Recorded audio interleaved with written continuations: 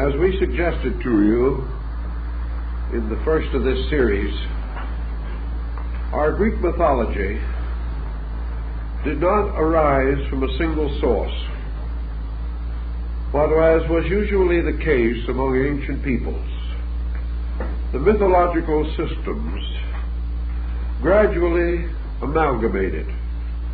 They came together as separate culture units became more commonly aware of their relationships and values. Also, as remote regions attained civilization, and in the course of wars and conquests, there gradually assembled an almost incredible diversity of names, local names for deities, names for principles observed by man. On the level of observation, his findings were usually similar, if not identical. But because of language barriers and from lack of communication with those of similar interests in other parts of the world, each of these culture groups developed its own names for almost the same ideas and principles. As time went on, most of the smaller groups, the smaller culture groups, united to form the great group of Hellenic culture patterns which we have come to know as Greece. Even as late as the Roman conquest, however, we cannot say that the Greeks themselves were fully aware of all of their own borrowings. They were not certain that they had exhausted the possibilities of the various peoples that had come under their domination. This, of course, is brought to our attention by the episode at the Areopagus when St. Paul saw the altar to the unknown God. He inquired and learned that a plague had attacked Athens, and that offerings had been made to all the gods that the people knew, but the plague continued. So they made an altar to any god whom they had neglected. Immediately the plague ceased.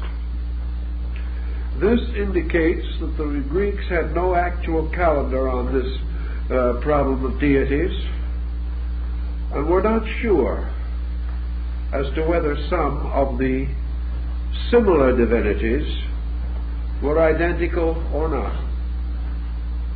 Thus, after a long period of time, we come upon another complicating episode, and that was the rise of Greek drama. Your Greek dramatists, like your Elizabethan dramatists in England, took some astonishing liberties with mythology, history, and related matters. It was convenient in the plays that persons who had lived at remote times should appear contemporary, so they were brought together. It was important that certain things should happen, therefore deities were held responsible. And in many respects, the dramatists made the distinguishing of the deities not only difficult, but almost impossible in some instances. Hesiod points out that there were also layers of interpretation. And we have suggested already that some of these layers arose as early as the second millennium BC, probably between the 12th and 15th centuries BC, where already the moving mind of man had outgrown the interpretations he had given to his own gods. It is impossible to hold the human being to interpretations that no longer satisfy his consciousness. He will not worship deities whose codes and actions and conducts are inferior to his own. And as he grew, he began to refine and interpret. And among the first refinements that primitive man made, whether it was in Greece or India or in the Polynesians, was to cause a remoteness between himself and his deities. He no longer conceived them as merely a dwelling above or around the next hillside. They were no longer merely separated by a river or a stream, nor did they resemble closely himself or his ancestors. By degrees, the deities came to be regarded as solitary, separate, away from the common humanity of things, of an order or kind of their own. And the moment this began to develop as an interpretive move, the next was inevitable, because early, at least not any later than the beginning of the 10th century BC, Egypt and the Etruscans, the Chaldeans and Babylonians, were already embarking in the thrilling adventure of the sea of science. Science is not as new as we think. It was cultivated long ago. And one of the first attitudes of science always is this search for reality. And primitive scientists were well aware that the mythological accounts familiar in their times could not be literally accepted. They were fully aware that there were explanations for things far more reasonable than the folklore and more susceptible of value to the individual. As a result of this dawning scientific attitude, it became customary to interpret the deities more and more psychologically, to regard them either as physiological or psychological processes in nature. Thus, instead of thinking of them as persons, they came to be thought of as laws, as energies, as fields of power, of archetypal patterns, of mathematical formulas, as Pythagoras reported in his visit to the temples of the Egyptians, where he said the gods were all presented to the priests in the shapes of geometrical solids, in order that their esoteric principles might be more easily comprehended. We have already noted that it was unlikely that the age of Pericles, the great age of the rise of Greek literature, philosophy, and science, could have continued generally to accept a literal belief in the ancient folklore of the Greek provinces, any more than it would be possible to bind us totally to the concepts and hypotheses of gypsies, or to cause us to return again to the primitive attitudes of our ancestors relating to death and immortality, things of that nature. Man does not go backward. He moves forward slowly and with difficulty, but always forward. And in his religion, his forward motion is his eternal search for the discovery of principles beneath personalities, legends, lore, myth, and fable. So by the time we are interested in this situation, Greek mythology had already become the language of Greek philosophy. We mentioned in the first lecture that there would be nothing more terrible than to assume that Greek mythology is identical with Greek religion. Such is not the case, any more than it would be fair to say that Grimm's fairy tales are identical with modern science. Nor should we assume that those who love the story of Cinderella necessarily believe it. Yet when we read Cinderella, there is something believable about it. And this thing that is believable about it is our own internal conviction of the victory of right. It becomes a moral legend, a fable which has to do with the final and ultimate triumph of good over evil, of virtue over conspiracy, of love over hate, of unselfishness over selfishness, and of purity over corruption. These things are believable. They were believable to the Greeks in their times, in their legends also. So gradually the believing of legend moved from the literal to the moral, to the ethical, to the cultural, perhaps finally to the scientific, philosophical, and ultimately to the spiritual. But always it was a way of unfolding a meaning in things, rather than a plain or simple acceptance of the outer structure of fable or myth. We've already given a brief summary of the creation as it was set forth, at least in the time of Hesiod, and later unfolded by Plato and Proclus. We might add something, however, to the previous account in order to make it as complete as possible. We know that from the mysterious egg of Hades, which we described, how this egg, formed out of the strivings of ether and chaos, finally burst into magnificent light, only ultimately to break open and give birth out of itself to the luminous deity Hades, winged, many-headed, many-armed, that was to be the symbol of the light of creation bursting forth out of the darkness of potential.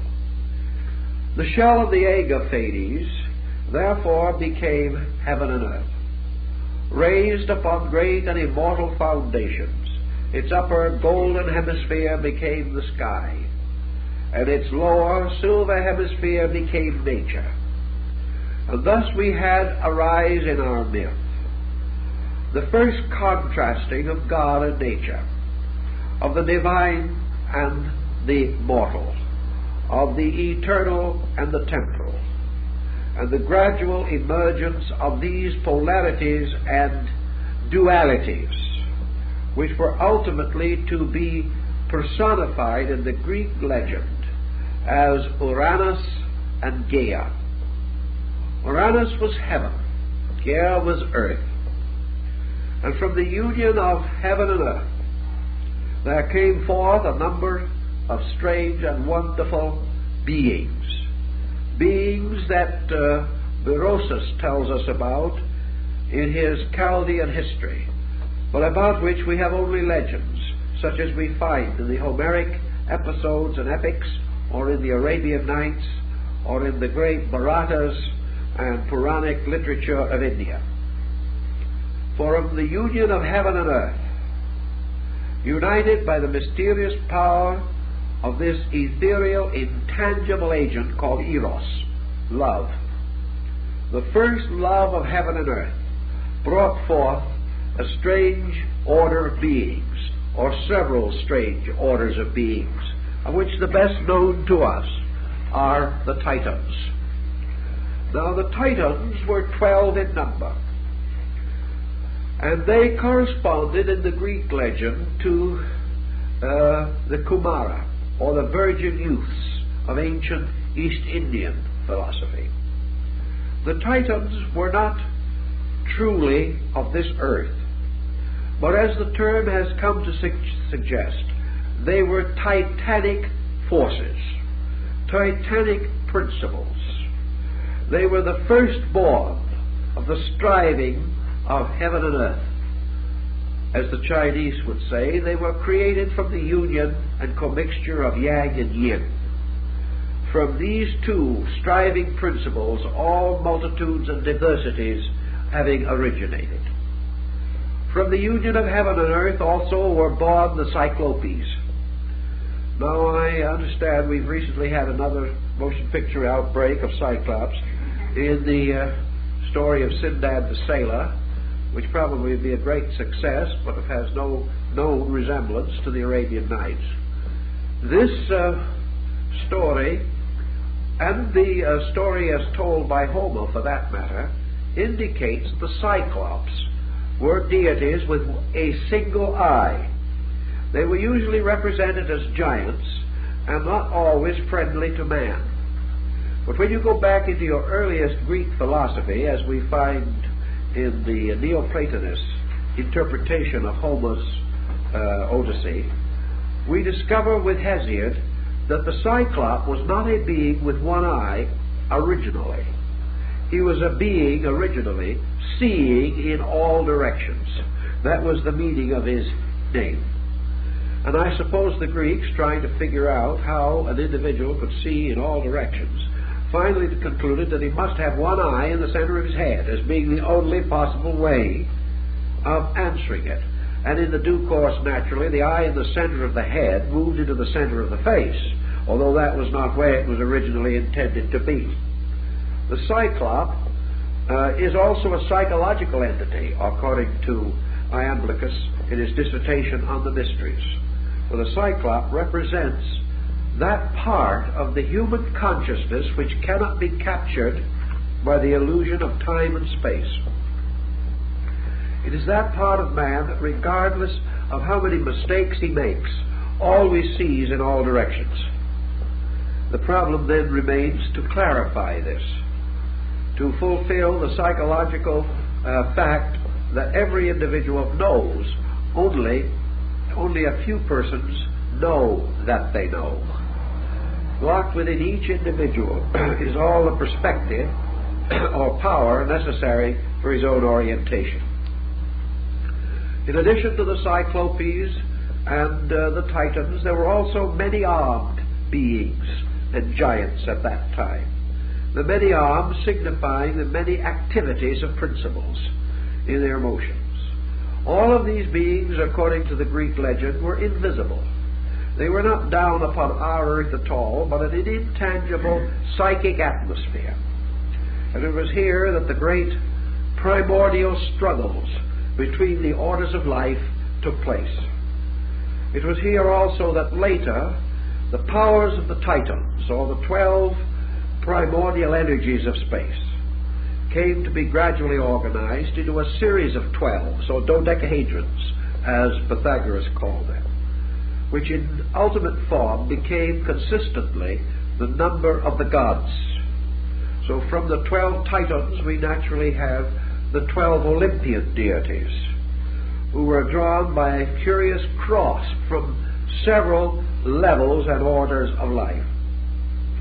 We also pointed out that by descent we had the gradual emergence of Zeus, or Jupiter, as the Lord of the gods, that he had violently taken the kingdom of Cronus, his father, who in turn had violently seized the throne of Uranus, his father, who in turn had violently built up his empire in the primordial substance of space. Later, there would descend from Zeus a series of further deities, like Dionysus, Bacchus, Zagreus, and a cycle of lesser divinities that were to gradually descend all the way until they became the nymphs and Uri and all of the deities of forests and streams and mountains. Now Zeus stands as a very interesting personality in the Greek mythology. We must try to orient him. He is the third person of a great triad, and we told you last week that all Greek mythology breaks down into these triads, of which the first person is always called the Father, the second is called the Power, and the third is called the Mind. So every triad consists of a Father, a Power, and a Mind, and these are referred to as the great fountains in the Chaldean oracles of the Zoroasters. Zeus, therefore, in the triad that we are now considering, represents the mind of a triad. He also signifies the apex, or the upper part of the mundane world. Zeus, who perhaps is among the least of the beings of heaven, is by contrast among the greatest of the beings of nature. for he represents a point of median ground between heaven and earth, between God and nature, between Uranus and Gaia, who are to produce between them, or spin between them, the web of existence. Now we know that Zeus was able to escape with the aid of his mother from the effort of Cronus to swallow him and destroy him, and that he so escaped by having a stone put in his place. Also that he was the sixth child that Cronus would have destroyed. The six is, of course, the symbol of the directions and of labor. 6 days shalt thou labor and do all thy work. Therefore, the six has always been symbolical of a process or cycle of creating procedures.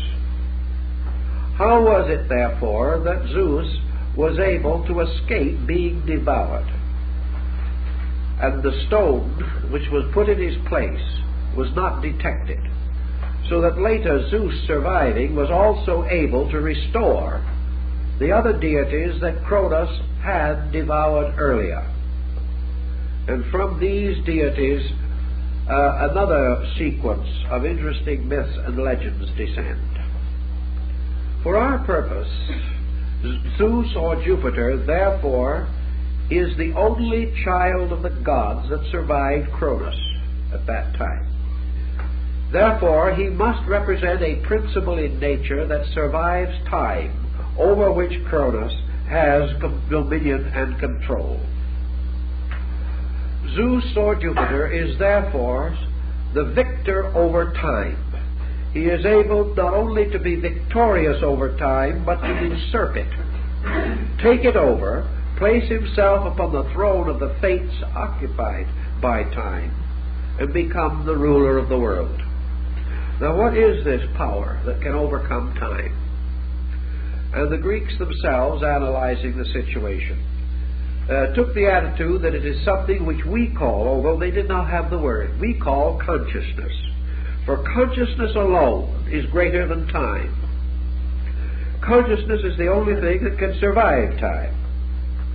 Consciousness is the only thing which can attain to the realization of immortality and destroy the final power of time to destroy. So to the Greeks, Jupiter or Zeus represented the last of the children of heaven and earth, and represented also the principle of the power of consciousness, placed in the middle ground, or a middle diffusion between the above and the below, and by virtue of its own peculiar nature, the predestined and foreordained ruler of the world. All things must ultimately come under the control of consciousness. Zeus, having attained to this unique position, also presents us with a series of other very interesting dramatic elements. Zeus stands at the apex of a kind of pyramid of ascending powers. These powers, ascending from nature by steps, are generally affirmed to represent the body, mind, and soul of man and nature. Therefore, there is this order of ascending things growing out of the earthborn. And there is an order of descending powers coming down from heaven or from the sky, spiritual energies or agencies.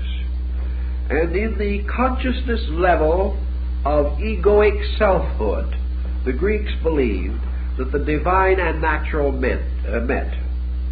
Therefore, that man was truly a progeny of heaven and earth, occupying a middle distance and achieving to sovereignty over both extremes or opposites. Zeus, having thus represented a certain power, we can parallel him for simple and useful purposes with a counterpart who occupies almost identically the same relation. And that is in the Volsung saga, or the Sigurd saga. We have Odin, the great deity, ruling over the great palace of Asgard, surrounded by his 12 aces, or deities, the same as the Olympian family. And Zeus or Wotan or Odin all represent this immortal mortal, all represent this mysterious power which alone is capable by consciousness of becoming the ruler of things. Consciousness, however, both in the Greek and in the Nordic legendary, has one limitation, and that is that consciousness can solve every mystery but itself. It cannot solve the mystery of its own nature. It cannot solve the mystery of its own origin or the mystery of its own destiny. As a result of that, Odin, of course, hung himself or was crucified upon the Yggdrasil tree in the effort to learn the mystery of his own destiny. This being deprived and denied him, he descended to the roots of the tree and cast his eye into Mirma's pool in search also of the secret of his own destiny. This again was not sufficient. He finally called upon the Norns, the Fates. They could not tell him. So he invoked Erda, the Earth Mother, and she would not tell him. No matter how he turned, Odin could never discover the mystery of his own destiny. And it is the same concept, perhaps, that we have in connection with human consciousness, which is capable of defining everything except itself, studying the destiny of everything except its own nature, and sealing the doom of everything, but unable to distinguish the boundaries of itself. In any event, this was the Greek thinking at that stage, and gave us this grand, magnificent, erratic, forlorn despot, Zeus, who in the midst of all his grandeur was unable to escape the mystery of his own destiny and the equally mysterious and amazing problem of his nagging wife.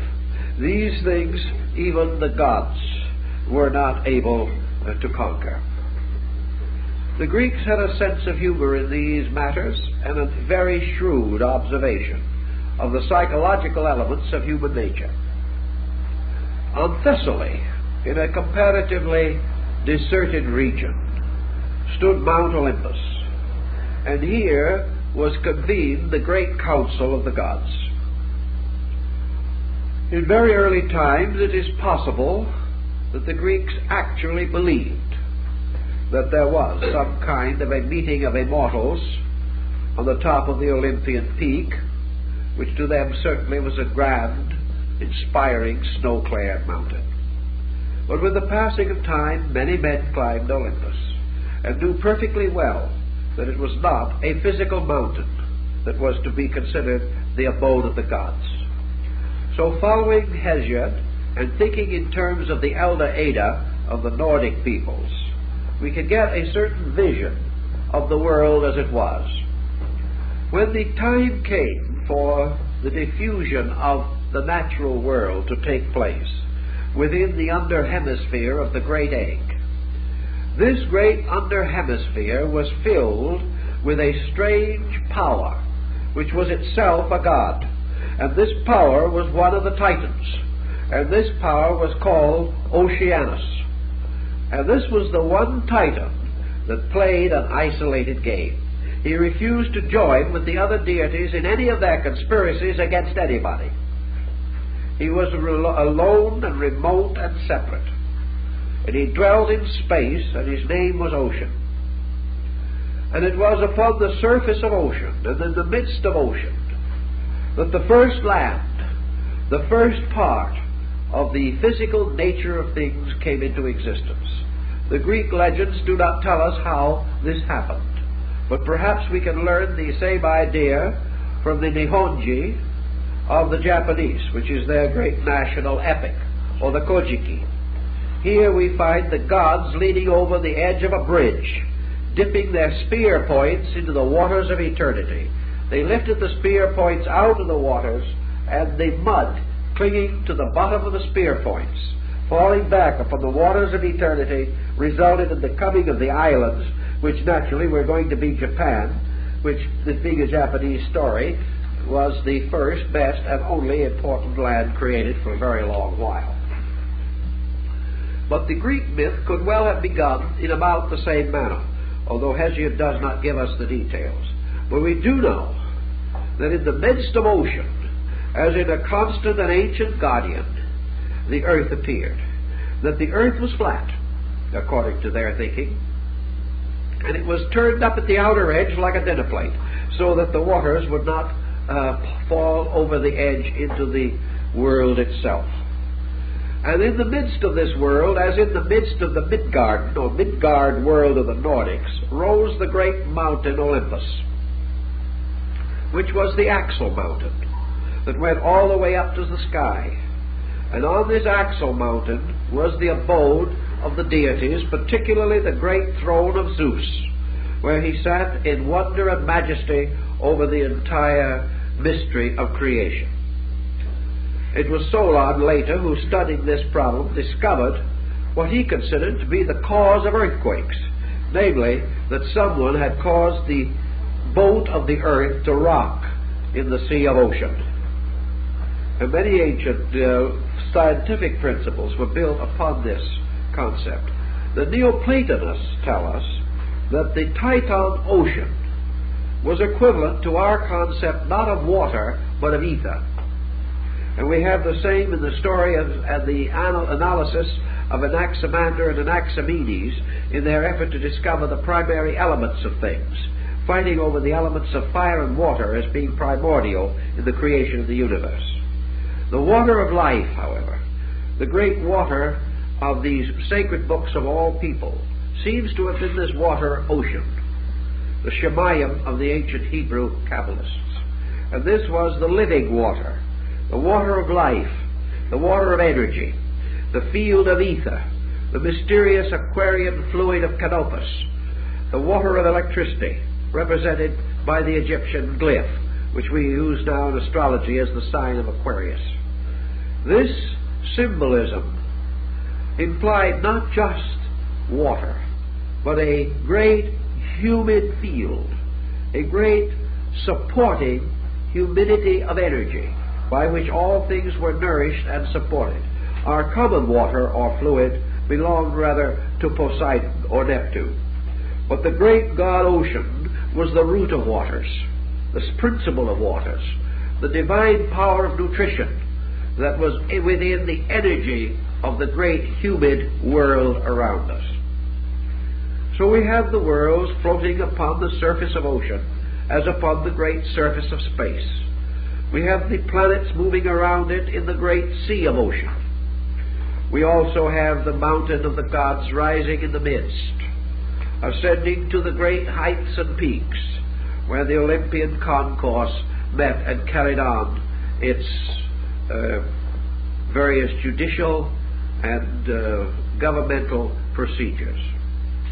The next point that I think we should mention in connection with this is that in the development of the great circle of the basic Greek deities, a situation arose which was not dissimilar to that again which we have in the Nordic and Germanic religions, namely that this 12 or circle was composed of deities of more than one origin. These deities, some apparently of greater significance than others, constitute an attempt to tell us the origins of these different divinities that were later to be united into one concept. And out of these origins we learn that there were three primary and important origins of the greater deities of the Greeks. The first origin was the Titanic, the older gods, the very ancient and believed ones, coming from the dim dawn of pre-Hellenic culture. These were the highest and most ancient, but in the course of time their places were taken over by more brilliant and more recent divinities, and they were pushed backward until they became honored and venerated, but had to share their honors with the newer gods of new peoples rising up and achieving their political and spiritual destinies. The second order of deities were those which descended directly from Zeus, or belonged to his own order of life. They might therefore be called the direct progeny of Zeus, either with others of his own order, the Titans, or with his other levels of divinities arising out of the union of other Titans, and belonging therefore to the Titanic order. The third order arose from Zeus and the other deities, deriving through relationship progeny from lower orders of beings, as from nymphs or from mortals. The union of the deities and mortals, generally resulting in the generation of heroes, or divinely anointed beings in whose natures were both divine and human qualities. Almost all of your savior gods, whether of Greece or any other group, arise in this latter order, nearly always being a union of divine and mortal elements. In the case, for instance, of Zeus, the great savior divinity of the Greeks, Dionysus, was the result of the union of Jupiter or Zeus, the deity, and a mortal woman, Semele. This, in turn, is found in other religious systems. So we may affirm that there were three orders: those who came from the ancient gods, those who came from a median group, the level of Zeus himself, and those who came through the union of the Olympian deities with mortals or semi-mortal creatures. Nearly always these semi-mortal creatures ultimately attained to heaven, were picked up to become constellations, and their legends have become the great folk hero tales of Greek and other mythologies. We have approaching us this problem of a cycle of 12 powers. We have to analyze this a little bit, not only from the standpoint of mythology, but in an effort to grasp its possible meaning to us today. We must have certain modern understanding of this. The ancients recognized, of course, a 12-fold system of the universe. This system they tied to the zodiac, and they therefore recognized 12 kinds or aspects of the divine power of God. These 12 aspects or attributes were deified, and therefore became 12 lesser gods, existing in the nature of the one greater God. The one greater God enclosed these 12. They were the parts and members of himself, or itself. But for practical purposes, they became individual divinities. In this case, we have therefore a list or order of deities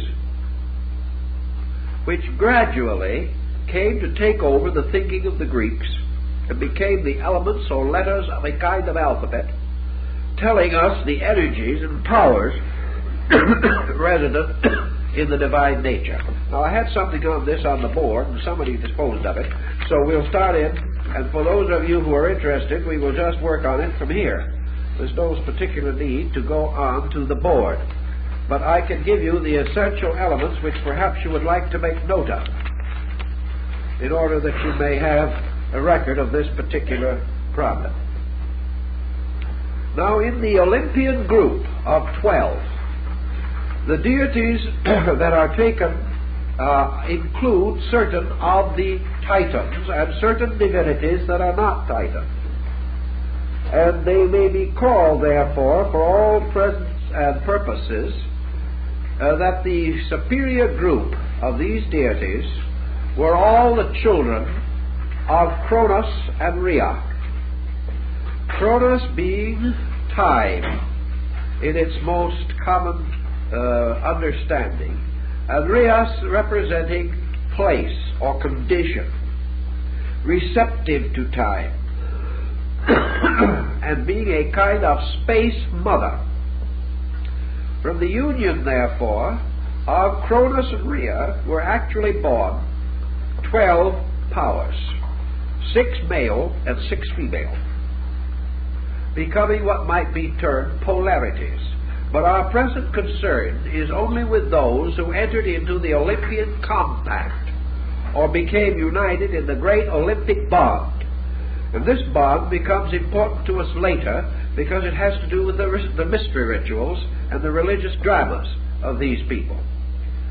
So we have, as the children of Cronus and Rhea, who are enclosed in the Olympian group, the following: Jupiter and Juno, or Zeus and Hera. But for our simple purposes, I think the Latin terms are probably better known to most of us, so we'll give them the preference. Thus, Jupiter and Juno are brother and sister, and also husband and wife. This is later to become significant. The next of the Titans who becomes involved in this is Neptune, or Poseidon. Ceres, or Demeter, who is the goddess of the harvest, and Vesta, who is the symbol of purity, and from whom are termed the Vestal Virgins of Rome, are said to have originated. So of the ancient ones, there were 5 Titans that formed part of the great Olympian dodecahedron: Jupiter, Juno, Neptune, Ceres, and Vesta. These belong to the old gods, to the deities that had a great and ancient tradition and had been remembered out of the dawn of the Greek way of life. Then the Olympian family was blessed with 2 deities that were the direct progeny of the union of Jupiter and Juno. And these 2 were Mars and Vulcan. Mars, of course, we all recognize as the deity of war. Vulcan was the spirit behind the volcanic action of nature, and is supposed to have had his forges under Mount Etna. He is the one who made the armaments and shields, weapons and helmets of the gods, and also did a little general metallurgical research on the side. He had quite a part to play in the story. Now, by other means, which will become part of the great scandal of Olympus, there are certain other deities were introduced into this situation, resulting from the union of Jupiter with nymphs, mortals, and other beings that do not belong to the original order. And from these, the most familiar are Apollo, Diana, Venus, and Mercury. Now that leaves out only one that represents and stands to the peculiar virtue of Jupiter, and about which we are assured that could no scandal be possible. And that was the 12th divinity, Pallas Athena, or Minerva, who was born out of the head of Zeus himself without union with any other person. Now these legends, of course, either have to mean something or else they are a shocking waste of time. But the more we study them, the more we realize that they must mean something. The structure is too intricate and goes on into too many devious passageways to be meaningless in itself. Thus we have a little order of deities here, which perhaps do not form in any particular pattern. Well, look who's with us.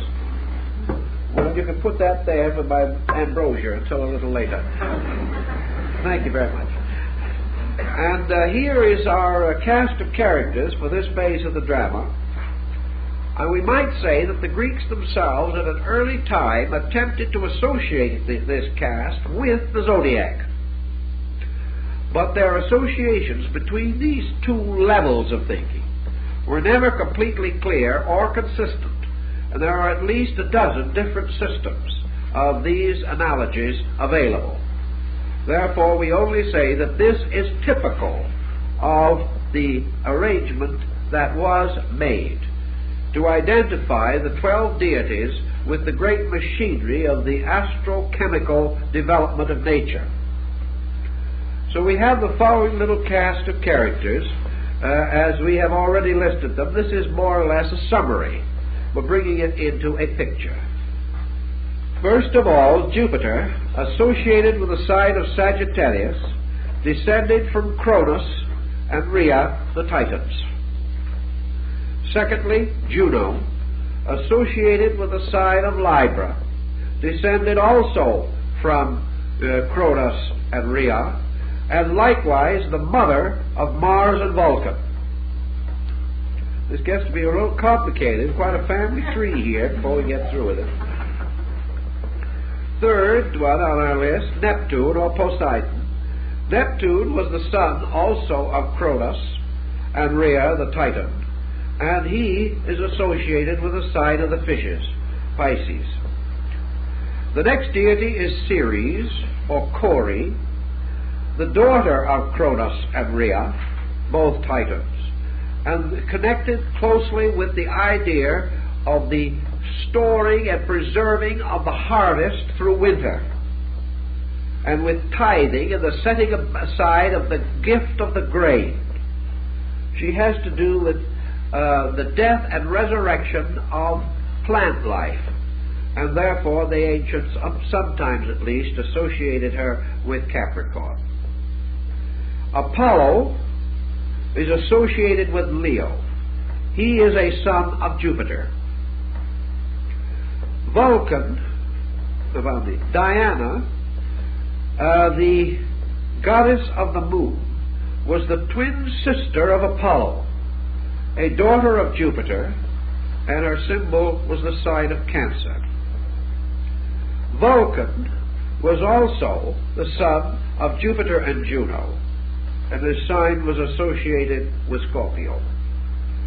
Minerva was the daughter of Jupiter without a mother, born from his own mind, like Brunhilde, his thought daughter, who carried on, as in the Nordic legends, the Brunhilde myth, carried on always the secret thoughts of her father. She was associated with the sign of Aquarius. The next was Mars, or Ars, the son of Jupiter and Juno, and associated with the sign of Aries. Then Venus, who was the daughter of Jupiter, who is associated with the sign of Taurus, and according to Hesiod there were two forms of this divinity, one of which was very ancient and was the daughter of Uranus, or heaven. She is naturally associated with beauty and with art, music, and things of that nature, and only later with amatory interests. Mercury was a son of Jupiter. He is associated with the sign of Gemini, and he was the messenger of the gods, the chronicler and scribe, and the patron deity of thieves. The last is Vesta, a child of Cronus and Rhea, the Titans, and therefore descending from what Thomas Taylor calls the Titanic monad. And she, Vesta, was the symbol of purity, of chastity, of protection, and of all of the best and noblest aspects of the home and dedication and the religious life, and she was under the rulership or was associated with the sign of Virgo, being the Vestal Virgin. Now this gives us the cast of characters in this circle. And we know that as soon as this cast was developed, that the theological pattern moved almost instantly into the astronomical. And from this point on, the deities and their related forces began to cause the emergence or coming forth of nature, the creation of the world. And in the creation of the world, we find a series of very interesting legends or myths, one of which involves another Titan, who was a progeny of Cronus and Rhea, and that was the Titan Prometheus. Prometheus, therefore, belonged to the old order of gods. He is the one who attempted to bring the fire to earth, and was punished by Zeus by being bound to the peak of Mount Caucasus, with the vulture gnawing upon his liver. And it remained for one of the heroes, born of the Olympian deity and immortal, Hercules, to rescue Prometheus from this long punishment. So among your heroes, you have beings of the order of Achilles, Hercules, Odysseus, born of deities and mortals. And you also have the demigodlets, such as Dionysius and Bacchus, who became closely identified with the mystery of salvation. Now the Greeks, we shall say, did they actually believe in these deities literally? I think they believed in them in this sense of the word, that they recognized that it was possible to divide the activities of nature, that nature was not simply one force moving in upon the individual. It was an order of forces operating in various ways, that there were rules governing almost every aspect of human life and human conduct, that there was justice and there was forgiveness, that there was strength, that there was wisdom, there was beauty, there was faith, there was love. All of these terms seem to imply a certain division within the substance of causal nature. It never occurred to the Greeks to assume that a principle could exist as an active agent without having a nature of some kind. Thus, when we think of the principle of wisdom, the Greeks could not divide this principle entirely from the idea of a titanic monad or being in whose nature wisdom was peculiarly exemplified. Or, if we wish to use the Chaldean terms, the Greeks believed that all of a quality arose from a common fountain of that quality. Therefore, that love was not something that had innumerable separate existences. Love was one force flowing from the fountains of universal love. That this one force manifested in innumerable ways, or might be completely concealed from manifestation, like a subterranean stream. But it still had one nature in itself. This nature was the nature of a principle, operating forever according to laws immutable and inevitable within itself. For this reason, these principles were referred to as gods. Over these principles ruled the sovereignty of Zeus. Zeus, who carried with him the symbols of the thunderbolts, the power, the thunderer, the earth shaker. Now, we do not know that Zeus was particularly good or particularly bad. Many of the legends about him would indicate that he had certain derelictions. Largely, however, even in the Greek myths, the grand program of his purpose is good. He is essentially seeking to reward the just and punish the unjust. And if he makes mistakes, he pays for them, like all of the mortals that surround him in nature. But the essential principle of Zeus is good.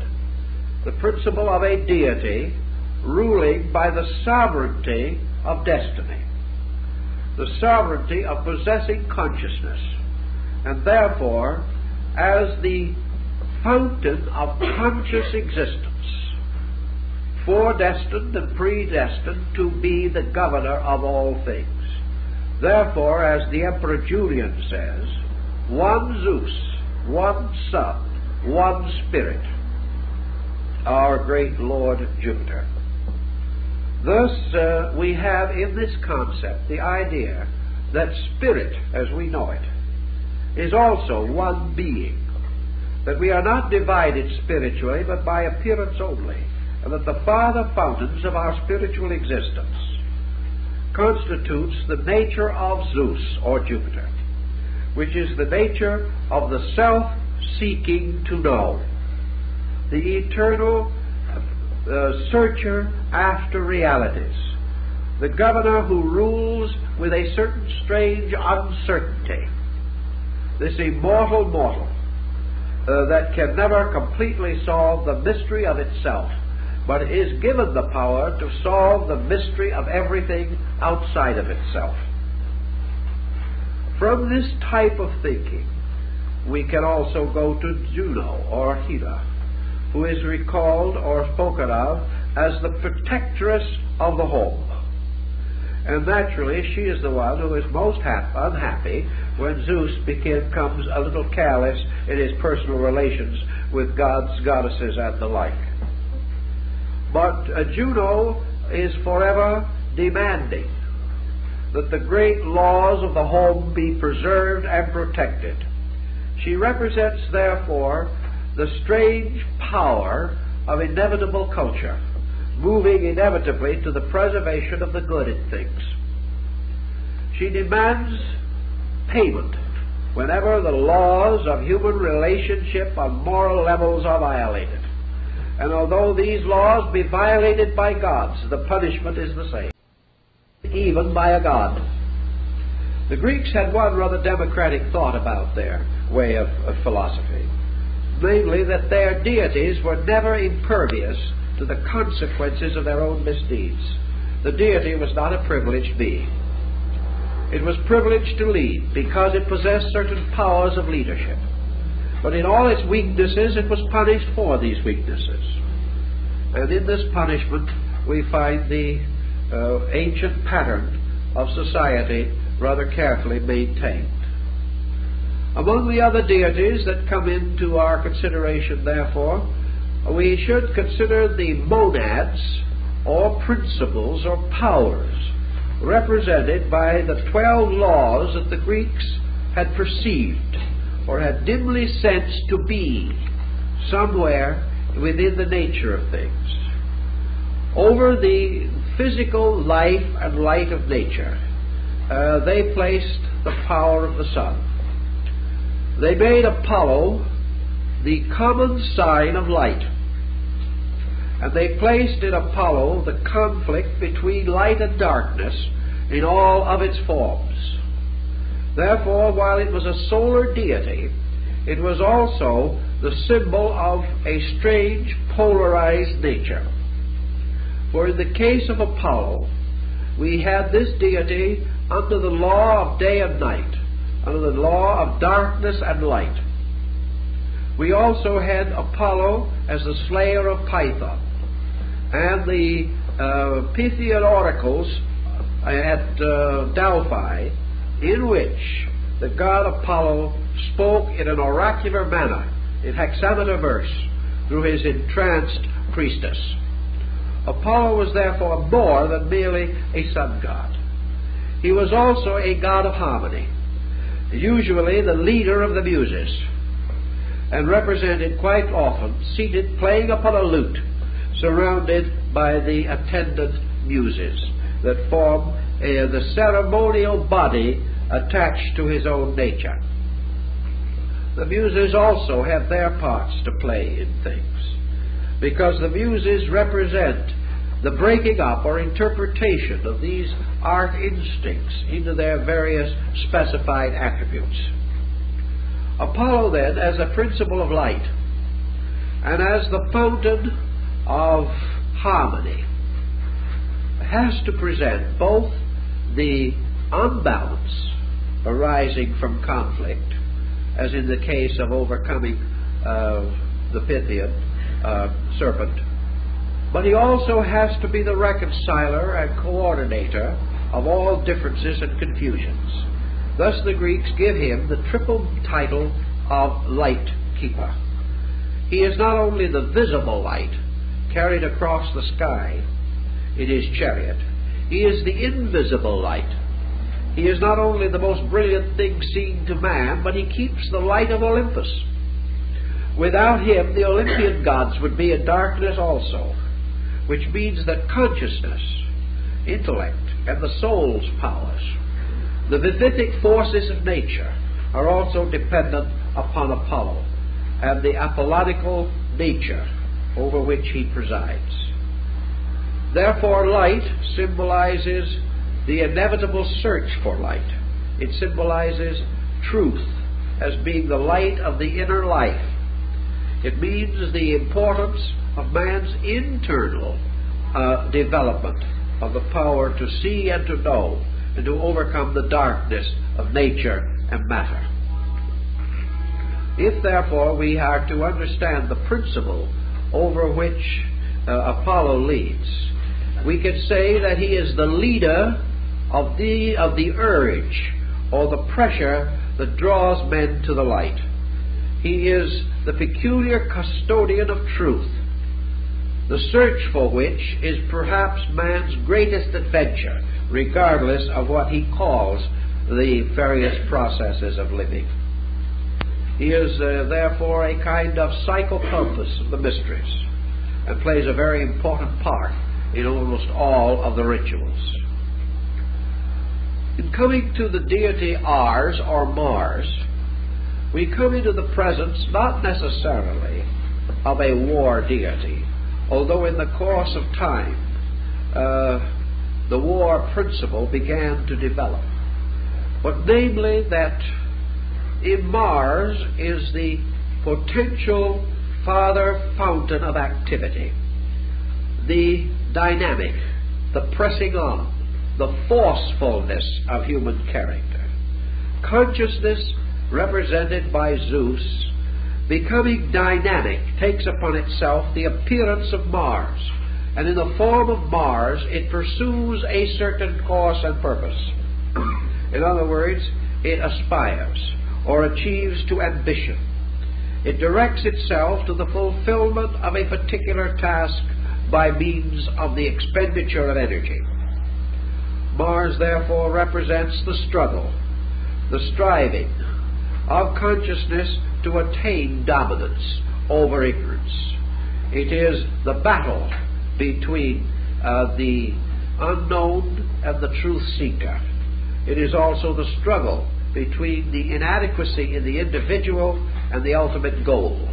It perhaps is a little reminding of the rather contradictory concept of the old Christian hymn, Onward Christian Soldiers.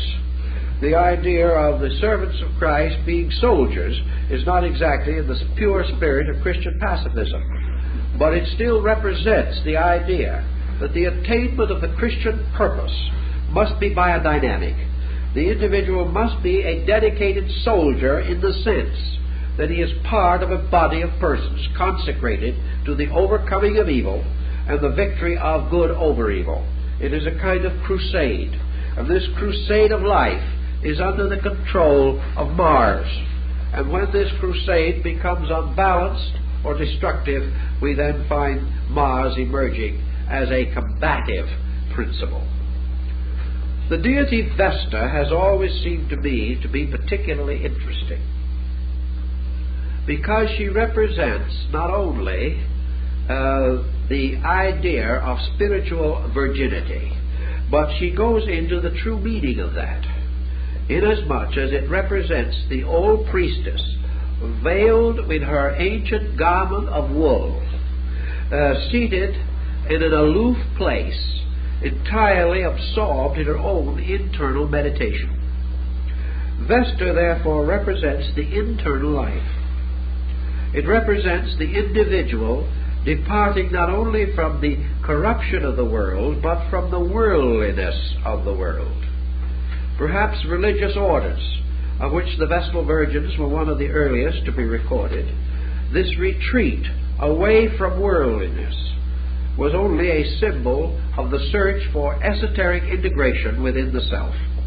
It was the person in the quiet contemplation of their own divinity. It was the individual seeking to attain union with truth. Therefore, Vesta represents the secret ways of things, wherethrough by purity, renunciation, discipline, and detachment, the consciousness is freed from the limitations of error, and remains strangely calm, strangely aloof, strangely impersonal, and therefore is able to escape from error. This, I think, is one of the reasons why this deity is so associated in the mystery cults of the ancient Greeks and Romans. Now we have also one of our best known deities, and that is Mercury or Hermes. Mercury or Hermes was the communicator.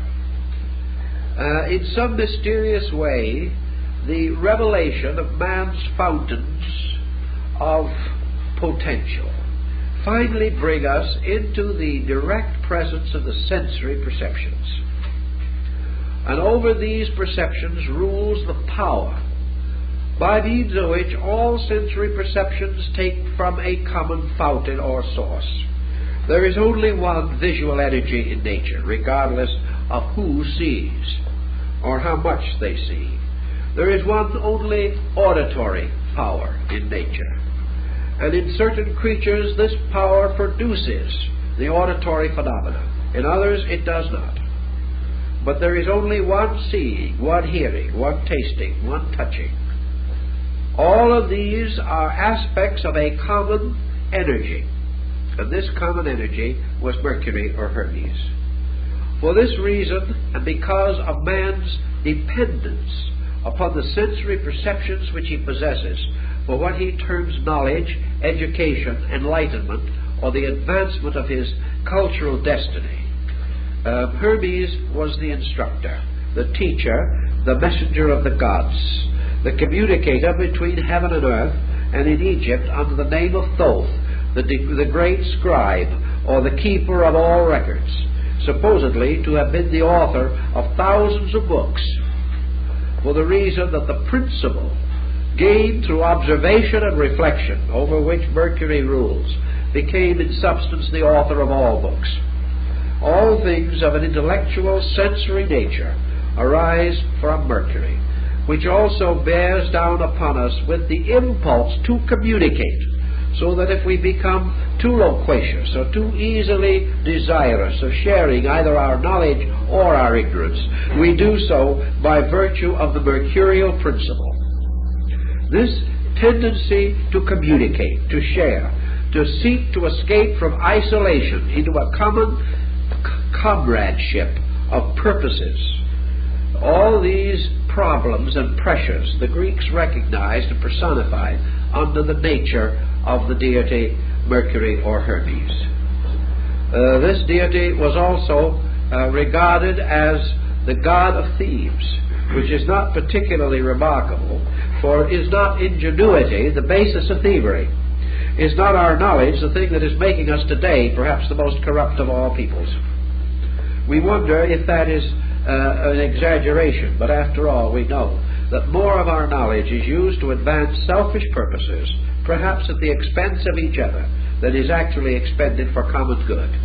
Therefore it is not impossible to conceive that Mercury, by making man smart, also makes it possible for him to be dishonest, with a greater measure of efficiency and with greater thoroughness and more profit to himself and greater loss to his victim. In any event, not only in the ancient times but as late as the Middle Ages, Mercury was worshipped as a deity of thieves and also as the messenger of the gods. The next principle that perhaps we should give a pause to is our old friend Vulcan. Now Vulcan was the smithy, the Tubal-Cain of the ancient Greek pantheon. He was the god of the subterranean fires and things. He was the keeper of the smoldering pressures. And I think that it perhaps would be as well as anything else to suggest that under the heading of Vulcan we now list those subconscious instincts which more or less occupy our own underworld, which break forward into our objective through the great combustions of our emotions, as in our complexes, frustrations, and neuroses. And that by means of these frustrations and by means of the volcanic principle, these pressures create armament and defensive weapons to protect or to arm the various attitudes and principles that we hold on to, so that actually this subconscious is forever arming our objective life against honesty, or against the solution of the problems created by the subconscious itself. If it only produces an excuse, there is very little difference between an excuse and a good shield, because they actually represent defensive armament. Anything but admit the fact, escape or evade, or perhaps build subconsciously such heavy patterns of tension and pressure that we can no longer discover our own natures. In any event, not only was Vulcan drawn into these kind of problems, but he also acted as a kind of smithy for the gods. He was the one that was called in on a number of occasions where tasks of unusual nature were required. He likewise had to do with the release of the powers of nature, the secret or hidden powers of nature. And it is quite possible that under Vulcan likewise would belong the entire theory of atomics, because he was the keeper of the secret powers, and he is the one who made the thunderbolts for Zeus. He provided these thunderbolts. And remembering that all of these deities representing embodiments by law, if Zeus or consciousness orders the thunderbolts, then Vulcan, or the natural machinery of life, must produce them. Because all of these deities must obey Zeus, because he is the consciousness by means of which they can fulfill his duties. And as he is consciousness, they have nothing with which to resist him. But if he demands of them that which is unreasonable, he then may cast himself into Tartarus for ages to come. But Vulcan indicates there is a tremendous combustion available, which the gods use for various purposes, and bring a terrible penalty if those purposes be wrong. Now we hear much of the moon deity, chaste Diana, the great mother of the Ephesians. She was the lunar symbol and principle, and she was called the goddess of the hunt. Now moon and imagination have always been curiously and wonderfully related together. The moon represents a certain part of man's psychic field. It represents the entire vista of imagination. The moon is the imager. Imagination is this peculiar metaphysical power which, like some sorcerer of old, waves a wand and the appearance of everything changes. Imagination is the very substance of the Midsummer Night's Dream, by which everything is a fantasy. Imagination places man in a world of fantasy, a world which can be a beautiful dream or a terrible dream, according to his ability to direct the power of imagery within his own consciousness. Yet imagery has more to it than merely self-deception or self-satisfaction. Imagination, whether we realize it or not, is the great power beyond progress and behind it. It is because only that we have imagination that we can ever exceed what we are now. Therefore, the lunar deity is forever exceeding itself. It is forever moving from the known toward the unknown through the visualization of imagination. And by believing all things to be possible, the moon makes many new things, not only to be possible, but to be actual. So the goddess firing her arrow at the stag reminds us also of the significance of the stag in alchemy. The stag, or the mysterious unicorn, which is almost identical with it, this timid creature that seeks forever to escape the weapons of the nocturnal huntress, who always hunts in the night, for imagination cannot function where the light of fact is too bright. This capturing of the stag, or the tying of the shawl around the unicorn's horn, is imagination ever striving to grasp pure idea and also to become identical with the substance of intuition. Intuition is the creature that imagination hunts for. It is the science which imagination seeks to discover. But very often, instead of capturing it, it destroys it with its shaft.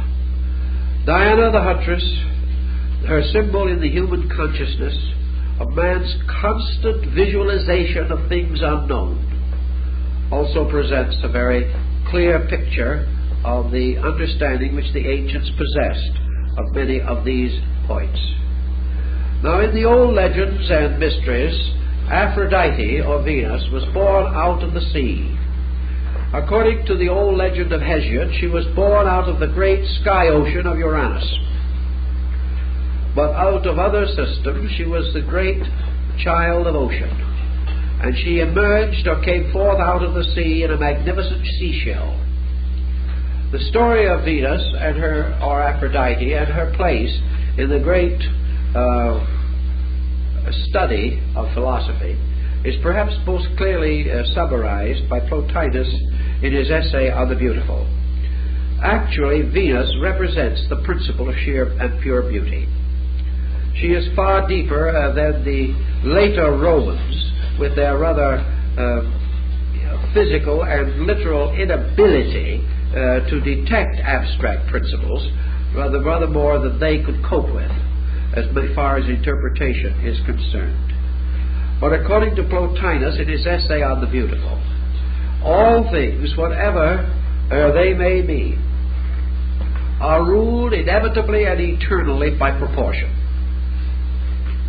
by the irresistible instinct to be orderly, and by an equally insistent demand to be harmonic, to be gathered together in suitable arrangement, so that things which are by nature deformed or asymmetrical are displeasing to us as adventures of consciousness. Also colors which are inharmonious clash upon our sensitivities. Sounds which are discordant displease us. And within our natures we are forever mentally, emotionally, spiritually, and morally seeking harmony, seeking beauty, seeking the realization that beauty on the level of conduct is morality. Beauty on the level of philosophy is ethics.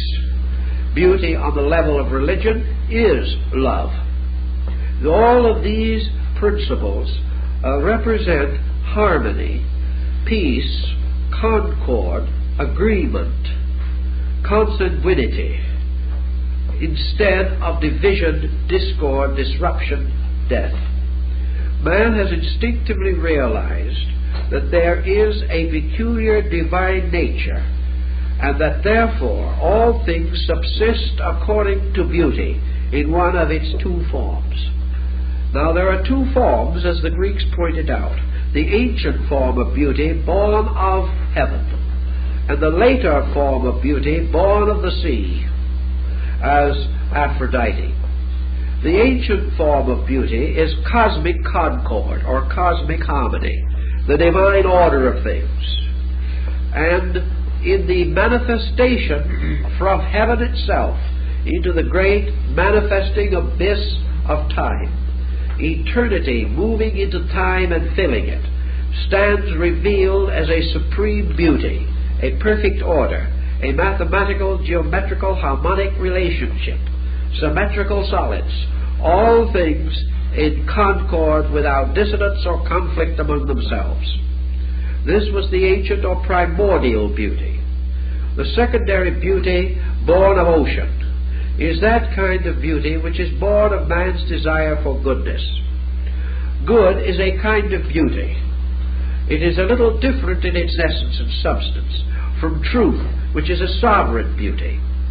But man, attempting to serve truth, attempts to do so by conducting himself according to the good.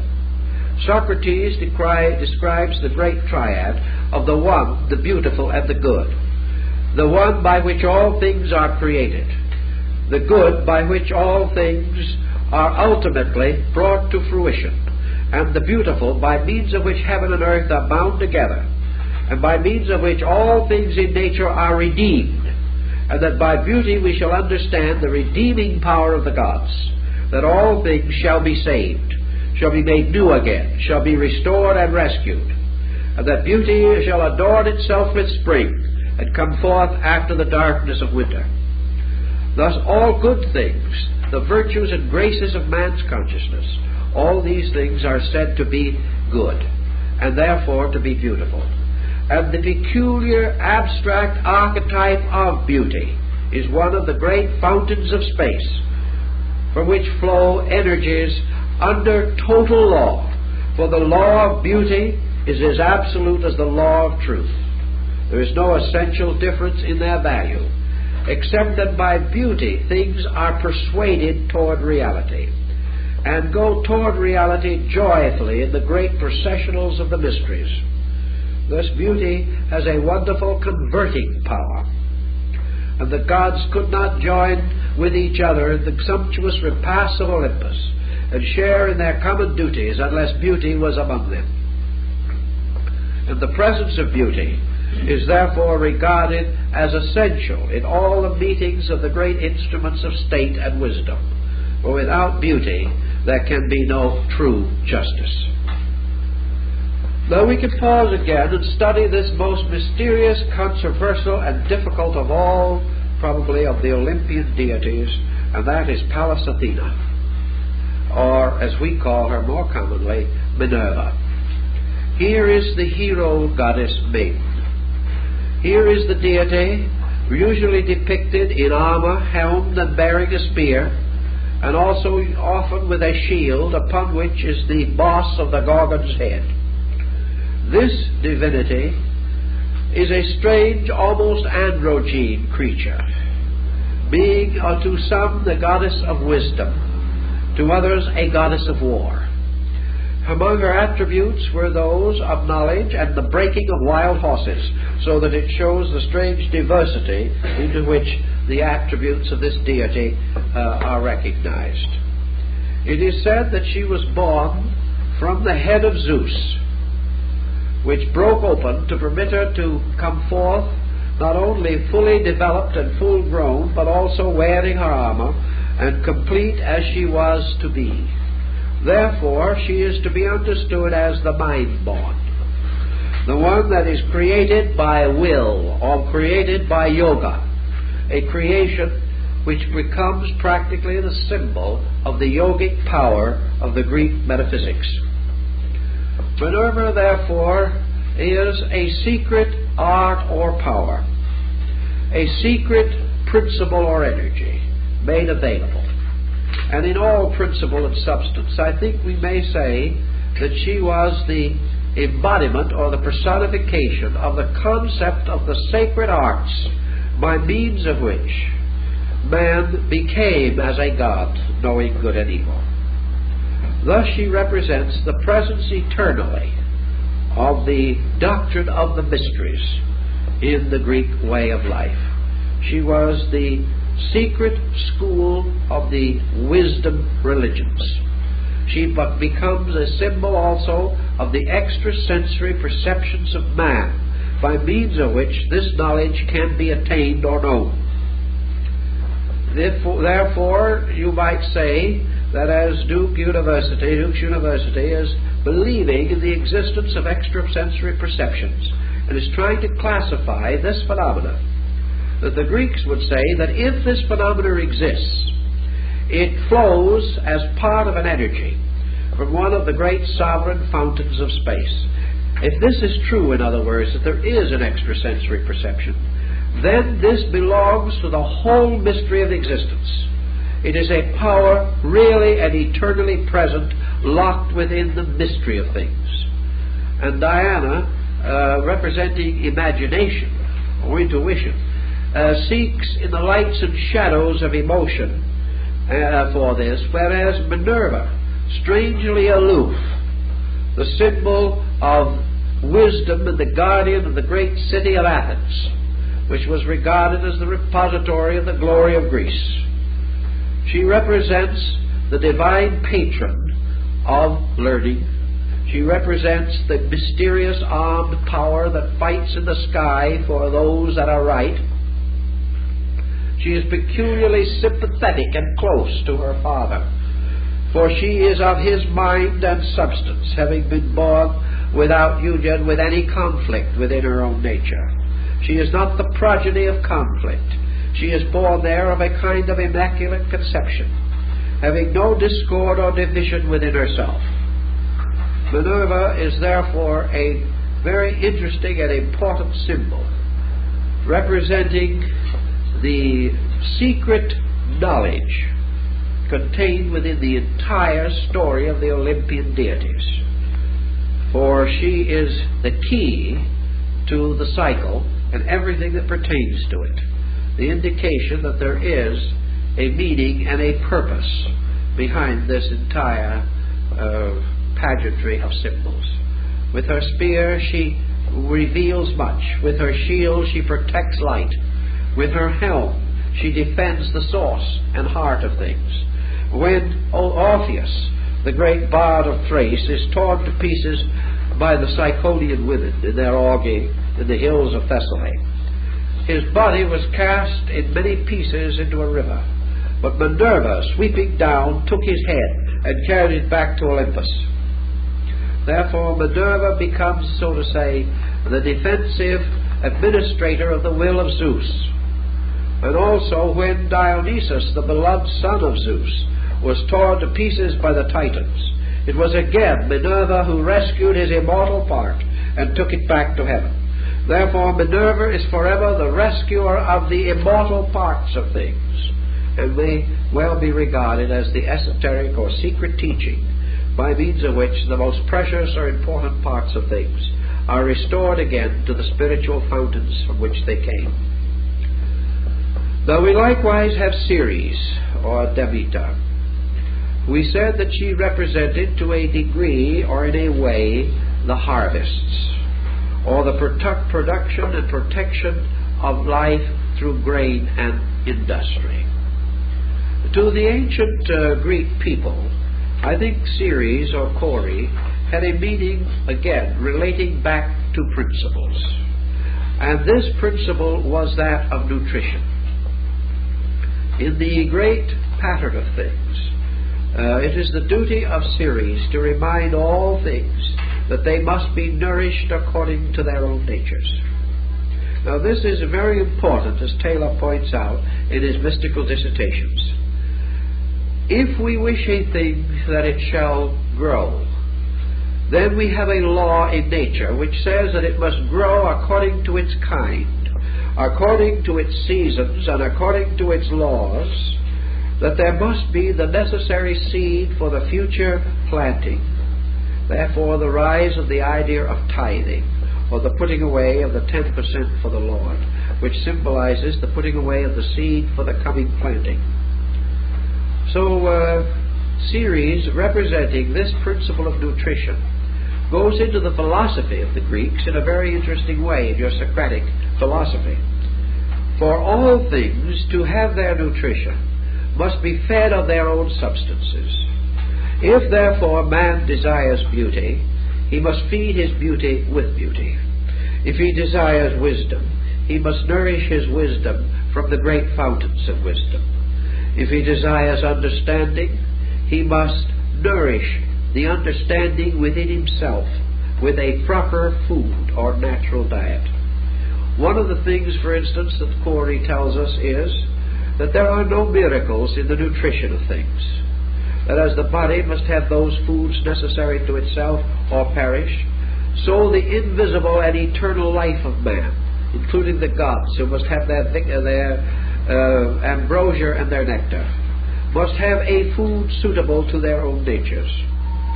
All things are developed by the strengthening of their own kinds, by the development and recognition of their own principles. We achieve almost any end which we seek by becomingness, by developing within ourselves the similitude of that which we desire. If we wish to have a kindly nature, we must continually cultivate kindliness, nourish ourselves with our own kindly thoughts and actions, and become keenly aware of the value of kindness in our relation with others, and also in the interrelation of peoples of all types and kinds. If we desire to have peace of soul, we must feed peace with peace, for we cannot feed peace with a sword or with discord. And we cannot, as Pythagoras points out, achieve peace by scattering coals with a sword blade. Each thing must be according to its own kind. If we desire unity, we must nourish our lives upon the consciousness of unity. If we desire to dedicate our achievements to some great cause, we must nourish this dedication by action, by consecration, and by the continual restatement of our purpose within ourselves always. And that which we use to nourish us must be like to the thing which we wish to achieve, for we cannot become kindly by allowing ourselves to live on a diet of gossip. We cannot become gentle by allowing ourselves to continually receive into our natures destructive or unkindly sentiments and ideas.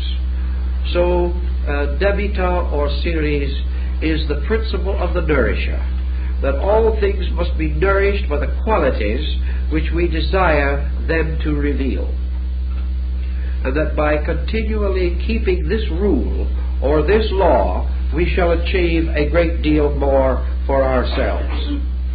I just wanted to see whether it missed anybody in this pattern. I don't think we have.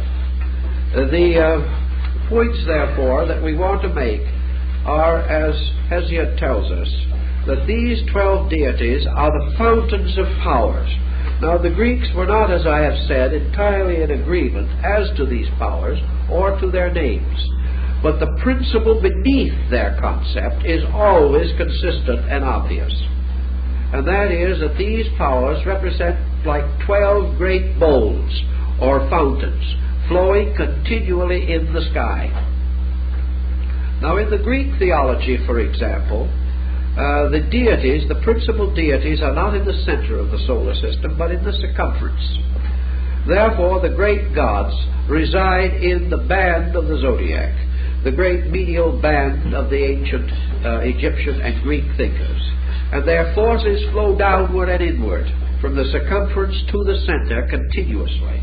And in the midst of this entire field is the crater or cup, into which all of their energies are finally mingled. And out of this cup arises the strange and fantastic form of the genii, or the genius of man, the symbol of the being in whose nature all natures are combined and mingled. For as the myth of Dionysus tells us, in man's nature is the blood of the gods and the ashes of the Titans. Man, as he stands today, therefore epitomizes or receives into himself all of the mystery of the Olympian order, all of the strange cosmogony that has gone before, all the conflict and confusion of fable and legend, all the unfinished business of the ages is vested in man himself. To understand this is to rescue his own relationship with life. Man, looking into himself, has great difficulty in perceiving this. He looks into himself and he sees only mystery. As he looks into himself, he is not even able to be aware of his own inness. He is unable to be consciously conscious of any root or source within his own nature. And because his objective faculties blaze forth out into phenomena, his noumenal or internal causal nature is known only by mathematics, by statistics, by formulas, or by symbols. The ancients, realizing this, knew that man's greatest hope of discovering the innermost nature of his own being was to discover his relationship to the larger world. into which all the elements flowed which made up his own peculiar nature. So they gave us this elaborate creation myth, which can move inside of man and become a symbol of his entire coordinating existence.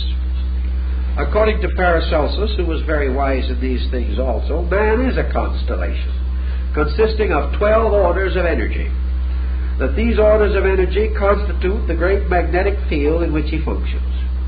That these 12 orders of energies flow in the great field of his auric egg, which is his egg of Hades, and from which bursts also Hades, many-headed and many-armed. The entire story can be taken into the psychological life of the human being. Some time ago, I was talking with quite an expert on the problems of certain psychological, biological phenomena, and they said that they felt quite certain that in the course of time we would inevitably and properly divide all mental aberration and psychological phenomena into 12 types. And these 12 types would all represent primarily, that is negative psychological phenomena, would all represent abuses of primordial psychic energy. Well, if there are 12 ways in which primordial psychic energy can be abused, then these abuses would certainly be significant of the rebellion of the Titans, and the fact that these primordial energies were turned against the gods. And at that time only one energy refused to move out, or refused to take part in the conspiracy, and that energy was ocean. That remained patient under all the adversities of this conflict. So that the only energy which did not turn and become involved in this rebellion was the pure energy of energy itself. That is, the life principle, principle of vitality. Everything else was corrupted, but it remained beyond corruption. And in the development of this corrupting power, the Titans, turning against heaven and earth, launched their terrible war, for which they were ultimately destroyed. And out of the residue and refuse of this tremendous primordial conflict, there gradually emerged the second order of man. In this case, the second order being under the control of the Jupiterian monad, or the power of personal consciousness. Behind personal consciousness was the struggle of the subjective energies of space, as these struggled in the psychic field of man himself. And it was only after, therefore, the destruction of the Titans, or the energies, which were gradually exhausted or brought under control, that Zeus was able to achieve his victory over the Titans and to bind these rebel energies in the mysterious underworld. Now, if we take by this underworld the symbol of the unconscious or subconscious life of man, we know that consciousness, represented by will and action, therefore becomes the conscious ruler of the world. But that against this conscious ruler is the eternal rebellion of the imprisoned Titans in the underworld. And that if for any reason Zeus relinquishes the power of his thunderbolts and the power of his lightning, or loses the skill and keenness of his all-seeing eye, there will immediately be a conflict. The Titans will attempt to destroy and may even endanger the balance of the world. On one occasion, Zeus was confronted with a most unhappy situation. 11 of his own deities rebelled against him. He was threatened with war in heaven. He then proceeded to take his thunderbolt, and he stood upon the edge of his great throne, and he told these deities that if they wished to do so, that they could all revolt and leave him alone, that they could go down into any parts of the world they wanted to, and establish their own worlds, their own universes, and that he would then take the entire creation which they had fashioned, circle it with a golden chain, bind it to the pinnacle of Olympus, draw this chain back into heaven, and leave all the gods and godlings swinging in space between sky and earth. It was a big scene, you know. We're not sure that they ever put it on, but it was quite a big scene. But psychologically, here we have this situation. The Titans are not dead. We know that. We know that the titanic, disordered forces of man's life are not dead, that they are controlled by the power of consciousness and reason, that certain faculties, and the ancient Hindus, recognizing 12 convolutions of the brain, relate these 12 centers with the 12 principal deities of their great circle of Mount Meru, that there are certain orderly deities, or orderly process functions, by means of which chaos is prevented from controlling the life of man, that even these faculties may rebel, and that constantly the gods must be alert, as in the case of the Nordic deities, lest the powers of darkness, representing the combustion of the titanic faction, should break through the underworld and attempt to storm the earth and destroy heaven. Thus the Greeks seem to have a touch of the psychologist in them. They sense the constant danger of impulse, of negative, unconditioned, uncontrollable anger, passion, hate, fear. These things as primordial forces which have to gradually be brought into a civilized state. In other words, through the regeneration or redemption of the titanic powers. Gradually the good Titans were reformed, but the struggle goes on still to prevent the consciousness of man from being swallowed up in the abyss of chaos as a result of disordered factors taking control over the organized life of the human mind. Thus the psychological drama is certainly well exemplified and well indicated in the Greek story. Actually, the gods do not seem to be very busy most of the time in the Olympian story. Someone asked the ancient fabulist Aesop what the gods did, and he said the principal activity of the deities was to lift up the small and to cast down the great. And this we see in history to be more or less factual in the development of our great social concepts. But actually the gods are not arbitrators or arbiters of anything, representing energies. They simply fulfill their own natures. These energies are not moral or immoral. They are not good or bad. They are not more or less. These energies are simply the fountains of life potential by which all things exist and are sustained and move toward their various destinies. The Greeks did not believe in good and evil spirits as we do. They believed in nature, in which various uses caused energies to be apparently good or bad, but that an energy was an amoral thing, something that had its own ways, its own purposes, and its own laws. To break the laws of an energy is to come under the retribution of that energy. To keep the laws of an energy means to have continually increasing participation in that energy. Therefore, through obedience, all things are attained.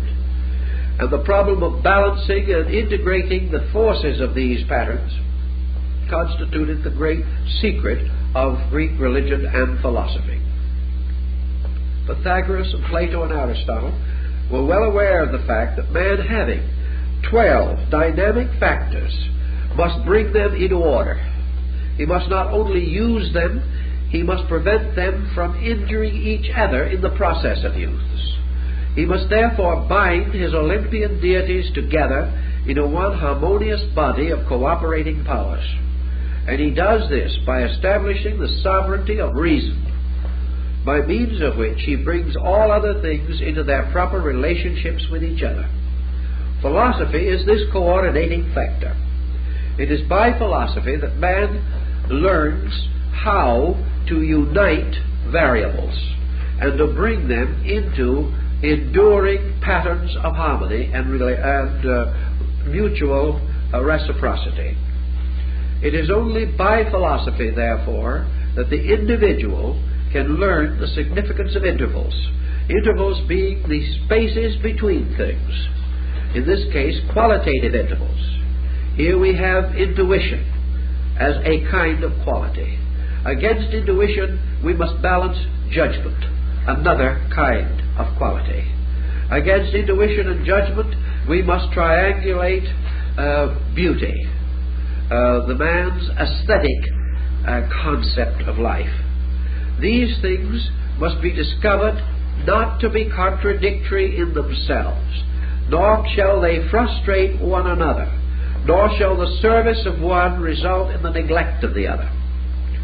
This means that man has to gradually balance all of these potentials until he lives in a pattern of their common harmonic cooperation. This was the Pythagorean and Platonic concept, that these gods or powers had to come through in man into expression, and that the perfect man, the integrated man, the safe citizen, is the one in whom all functioning powers are so balanced that there can be no conflict within the nature itself. If there is no conflict within a nature, then the conflict between that nature and other natures is also reduced. But the end of the Olympian order, as rising from the titanic chaos, is that from the titanic chaos of ignorance, savagery, and the lack of self-control, man must elevate himself to the Olympian order of cooperation, mutual assistance, understanding, wisdom, knowledge, peace, beauty, and truth. By achieving this empire, this hierarchy of value within himself, the individual achieves the security which he needs for the active participation in his own daily affairs. The Greeks, however, were not the kind of people who would make a tremendous job out of this. The Greek was a happy man. He was not dedicated in the sense of being a martyr. He had no intention of sacrificing everything that was pleasant in life for the cultivation of abstract virtues. But what he tries to tell us, and perhaps he is far righter than we realize, is that the life of penance, the life of spiritual misery, the life of constant unhappiness about values is not a good life, and not a life intended. That actually the harmony of these powers is inherent in themselves. Everywhere in space these powers do get along together, except in man. Therefore man is the battlefield between the Titans and the gods, and it is here that the great Armageddon must be fought. That this conflict is not in nature, not in heaven, not in earth, but in the imperfect nature of man himself. Therefore, that instead of fighting this conflict, the individual has merely to relax into a state of order. It is not that he must do certain things better than he is doing them, and other things he should not do. The key to the matter is that he should move directly and simply along the lines of the laws governing energy without self-deceit, without permitting false values to distort him away from the natural honor with which he is endowed. The deities, therefore, will give him their protection and their power. The wisdom of Pallas Athena is his, and she fights in the sky above him, as long as he preserves the simple, direct search for wisdom, a search which is not for a particular wisdom, that one shall know more of this or more of that, but the kind of wisdom that has the instinctive ability to discover the beautiful and the good in all things. A natural, simple relaxation away from excess. When man no longer is a victim of excess, that which remains is moderation. And all of the heavenly mysteries are linked in moderation. For in moderation all things can be used, but in excess all things damage each other. So the struggle for the Olympian order in man, to the Greeks, was the bringing of order in his thinking, in his living, in his relationships with others. And that through this Olympian order, as Plato points out, there will ultimately emerge the government of the world. For the government of the world is nothing more or less than universal government applied to the establishments of men. And until men reverence universal government in their own personal living, they will not support it in their community functions. So this pattern becomes the basis of all relationships and all laws. And next week we'll go on with some more of it, but it looks like the time is up for this evening. emergence of these polarities and dualities, which were ultimately to be personified in the Greek legend as Uranus and Gaia. Uranus was heaven, Gaia was earth. And from the union of heaven and earth, there came forth a number of strange and wonderful beings. Beings that Berosus tells us about in his Chaldean history, but about which we have only legends, such as we find in the Homeric episodes and epics, or in the Arabian Nights, or in the great Bharatas and Puranic literature of India. For of the union of heaven and earth, united by the mysterious power of this ethereal, intangible agent called Eros, love, the first love of heaven and earth brought forth a strange order of beings, or several strange orders of beings, of which the best known to us are the Titans. Now, the Titans were 12 in number, and they corresponded in the Greek legend to the Kumara, or the virgin youths of ancient East Indian philosophy. The Titans were not truly of this earth, but as the term has come to suggest, they were titanic forces, titanic principles. They were the firstborn of the striving of heaven and earth. As the Chinese would say, they were created from the union and commixture of yang and yin. From these two striving principles, all multitudes and diversities having originated. From the union of heaven and earth also were born the Cyclopes. Now, I understand we've recently had another motion picture outbreak of Cyclops in the story of Sinbad the Sailor, which probably would be a great success, but it has no known resemblance to the Arabian Nights. This story, and the story as told by Homer for that matter, indicates that the Cyclops were deities with a single eye. They were usually represented as giants and not always friendly to man. But when you go back into your earliest Greek philosophy, as we find in the Neoplatonist interpretation of Homer's Odyssey, we discover with Hesiod that the Cyclop was not a being with one eye originally. He was a being originally seeing in all directions. This indicates that the Greeks had no actual calendar on this problem of deities, and we're not sure as to whether some of the similar divinities were identical or not. Thus, after a long period of time, we come upon another complicating episode, and that was the rise of Greek drama. Your Greek dramatists, like your Elizabethan dramatists in England, took some astonishing liberties with mythology, history, and related matters. It was convenient in the plays that persons who had lived at remote times should appear contemporary, so they were brought together. It was important that certain things should happen, therefore deities were held responsible. And in many respects, the dramatists made the distinguishing of the deities not only difficult, but almost impossible in some instances. Hesiod points out that there were also layers of interpretation. And we have suggested already that some of these layers arose as early as the second millennium BC, probably between the 12th and 15th centuries BC, where already the moving mind of man had outgrown the interpretations he had given to his own gods.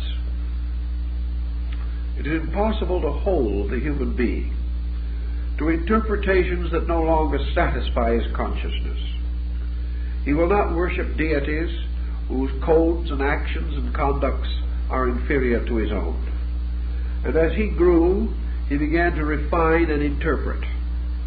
And among the first refinements that primitive man made, whether it was in Greece or India or in the Polynesians, was to cause a remoteness between himself and his deities. He no longer conceived them as merely a dwelling above or around the next hillside. They were no longer merely separated by a river or a stream, nor did they resemble closely himself or his ancestors. By degrees, the deities came to be regarded as solitary, separate, away from the common humanity of things, of an order or kind of their own. And the moment this began to develop as an interpretive move, the next was inevitable, because early, at least not any later than the beginning of the 10th century BC, Egypt and the Etruscans, the Chaldeans and Babylonians, were already embarking in the thrilling adventure of the sea of science. Science is not as new as we think. It was cultivated long ago. And one of the first attitudes of science always is this search for reality.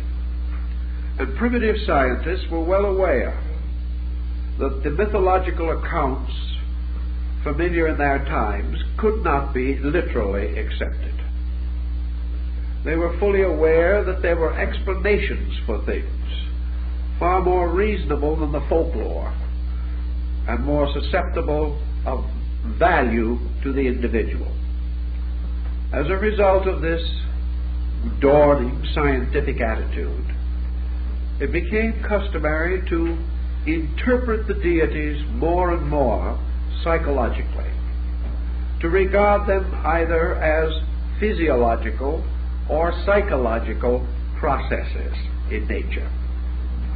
Thus, instead of thinking of them as persons, they came to be thought of as laws, as energies, as fields of power, of archetypal patterns, of mathematical formulas, as Pythagoras reported in his visit to the temples of the Egyptians, where he said the gods were all presented to the priests in the shapes of geometrical solids, in order that their esoteric principles might be more easily comprehended. We have already noted that it was unlikely that the age of Pericles, the great age of the rise of Greek literature, philosophy, and science, could have continued generally to accept a literal belief in the ancient folklore of the Greek provinces, any more than it would be possible to bind us totally to the concepts and hypotheses of gypsies, or to cause us to return again to the primitive attitudes of our ancestors relating to death and immortality, things of that nature. Man does not go backward. He moves forward slowly and with difficulty, but always forward. And in his religion, his forward motion is his eternal search for the discovery of principles beneath personalities, legends, lore, myth, and fable. So by the time we are interested in this situation, Greek mythology had already become the language of Greek philosophy. We mentioned in the first lecture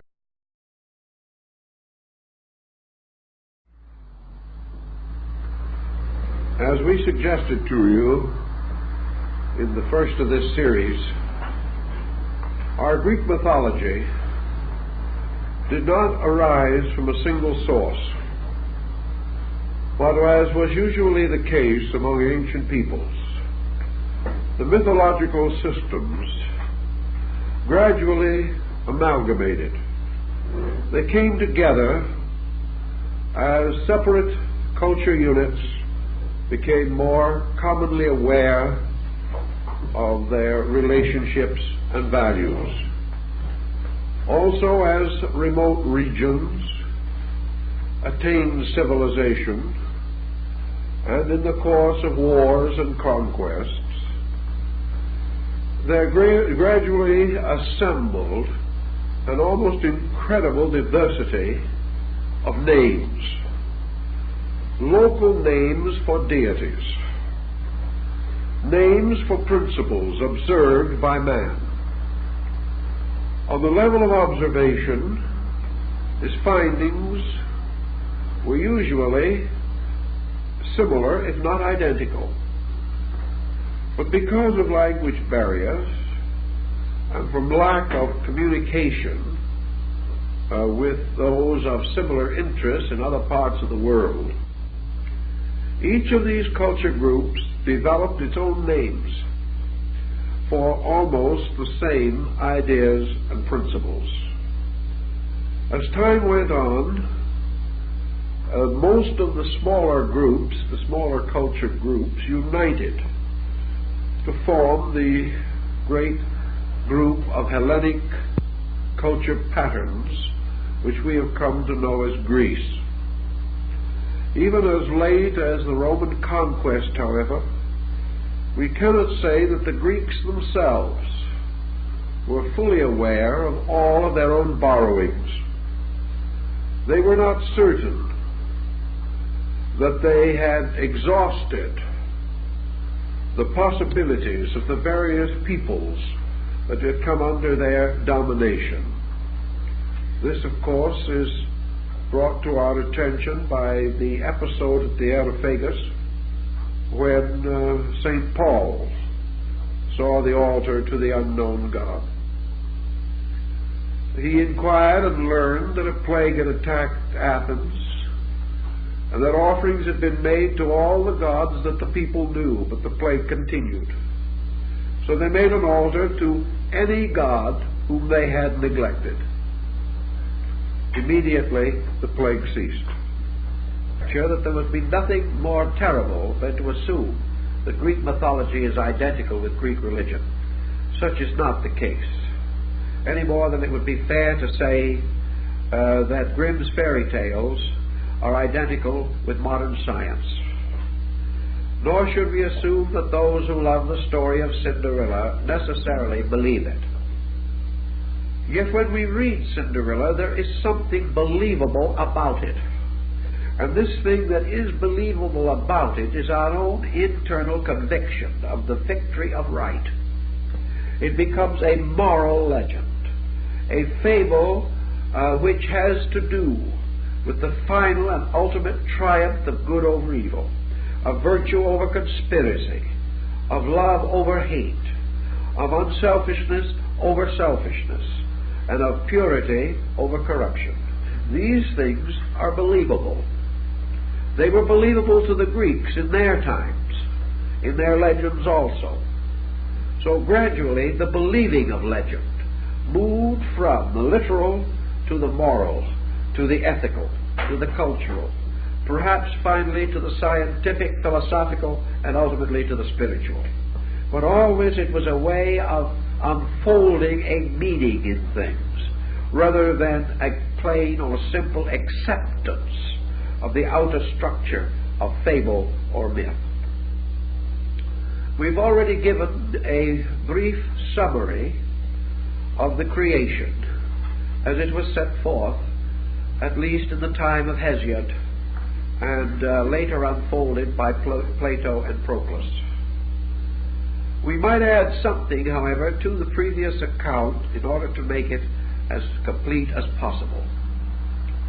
We know that from the mysterious egg of Hades, which we described, how this egg, formed out of the strivings of ether and chaos, finally burst into magnificent light, only ultimately to break open and give birth out of itself to the luminous deity Hades, winged, many-headed, many-armed, that was to be the symbol of the light of creation bursting forth out of the darkness of potential.